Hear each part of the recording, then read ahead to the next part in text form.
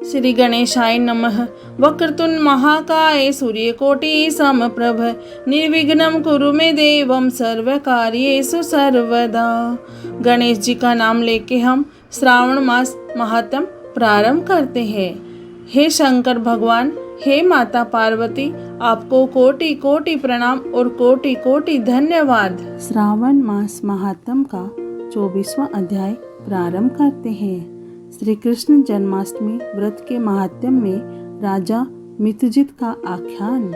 ईश्वर बोले, हे ब्रह्मपुत्र, पूर्व कल्प में दैत्यों के भार से अत्यंत पीड़ित हुई पृथ्वी बहुत व्याकुल तथा दीन होकर ब्रह्मा जी की शरण में गई। उसके मुख से वृतांत सुनकर ब्रह्मा जी ने देवताओं के साथ क्षीर सागर में विष्णु के पास जाकर स्तुतियों के द्वारा उनको प्रसन्न किया। तब नारायण श्रीहरि सभी दिशाओं में प्रकट हुए और ब्रह्मा जी के मुख से संपूर्ण वृतांत सुनकर बोले, हे देवताओं, आप लोग डरे मत। मैं वसुदेव के द्वारा देवकी के गर्भ से अवतार लूँगा और पृथ्वी का संताप दूर करूँगा। सभी देवता लोग यादवों का रूप धारण करें। ऐसा कहकर भगवान अंतर्ध्यान हो गए। समय आने पर देवकी के गर्भ से उत्पन्न हुए वसुदेव ने कंस के भय से उन्हें गोकुल पहुंचा दिया और कंस का विनाश करने वाले उन कृष्ण का वहीं पर पालन पोषण हुआ। बाद में मथुरा में आकर उन्होंने अनुचरों सहित कंस का वध किया। तब पूर्ववासियों ने आदर पूर्वक यह प्रार्थना की, हे श्री कृष्ण, हे महायोगिन, हे भक्तों को अभय देने वाले, हे देव, हे शरणागत वत्सल, हम शरणागतों की रक्षा कीजिए। हे देव, हम आपसे कुछ निवेदन करते हैं, इसे आप कृपा करके हम लोगों को बताएं। आपके जन्मदिन के कृत्य कोई कहीं भी नहीं जानता। वह सब आपसे जानकर हम सभी लोग उस जन्मदिन पर वर्धापन नामक उत्सव मनाएंगे। अपने प्रति उनकी भक्ति, श्रद्धा तथा सौहार्द को देखकर श्री कृष्ण ने अपने जन्मदिन के संपूर्ण कृत्यों को उनसे कह दिया। उसे सुनकर उन पूर्ववासियों ने भी विधान पूर्वक उस व्रत को किया।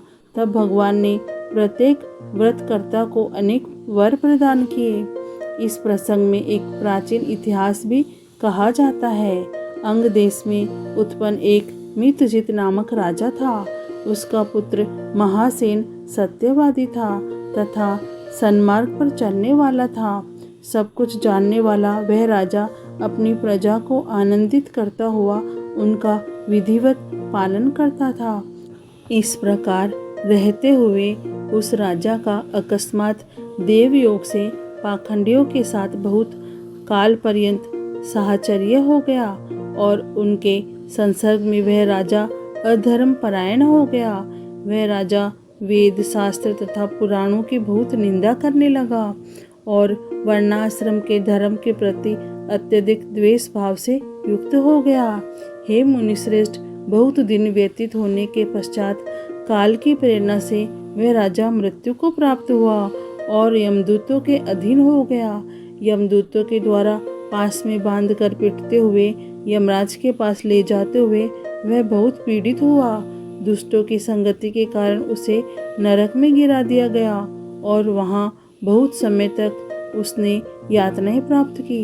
यातनाओं को भोगकर अपने पाप के शेष भाग से वह पिशाच योनि को प्राप्त हुआ। भूख व प्यास से व्याकुल वह भ्रमण करता हुआ मारवाड़ देश में आकर किसी वैश्य के शरीर में प्रवेश करके रहने लगा। वह उसी के साथ पुण्यदायिनी मथुरापुरी चला गया। वहाँ पास के ही रक्षकों ने उस पिशाच को उसके गृह से निकाल दिया। तब वह पिशाच वन में तथा ऋषियों के आश्रम में भ्रमण करने लगा। किसी समय देवयोग से श्री कृष्ण जन्माष्टमी के दिन व्रत करने वाले मुनियों तथा द्विजों के द्वारा महापूजा तथा नाम संकीर्तन आदि के साथ साथ रात्रि जागरण किया जा रहा था।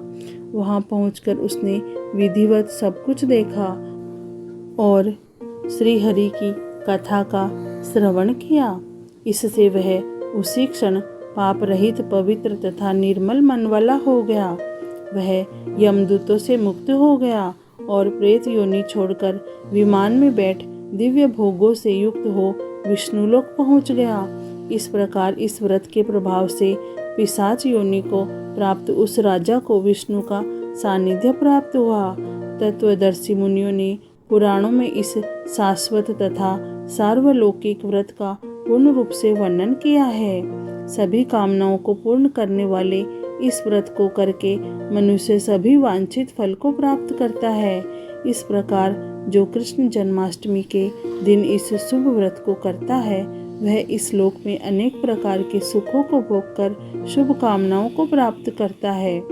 हे ब्रह्मपुत्र, वहाँ वैकुंठ में 1,00,000 वर्ष तक देव विमान में आसीन होकर नानाविध सुखों का उपभोग करके अविशिष्ट पुण्य के कारण इस लोक में आकर सभी ऐश्वर्यों से समृद्ध तथा सभी अशुभों से रहित होकर महाराजाओं के कुल में उत्पन्न होता है। वह कामदेव के समान स्वरूप वाला होता है।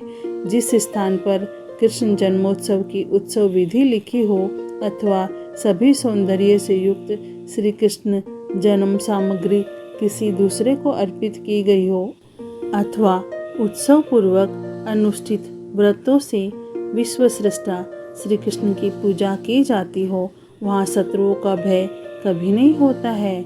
उस स्थान पर मेघ व्यक्ति की इच्छा करने मात्र से वृष्टि करता है और प्राकृतिक आपदाओं से भी कोई भय नहीं होता।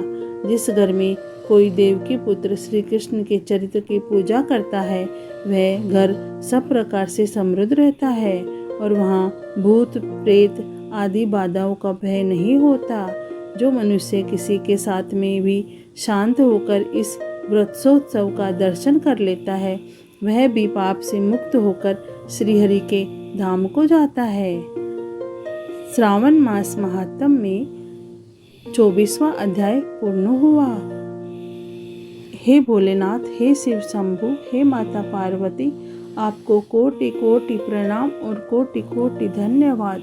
ओम नमः शिवाय।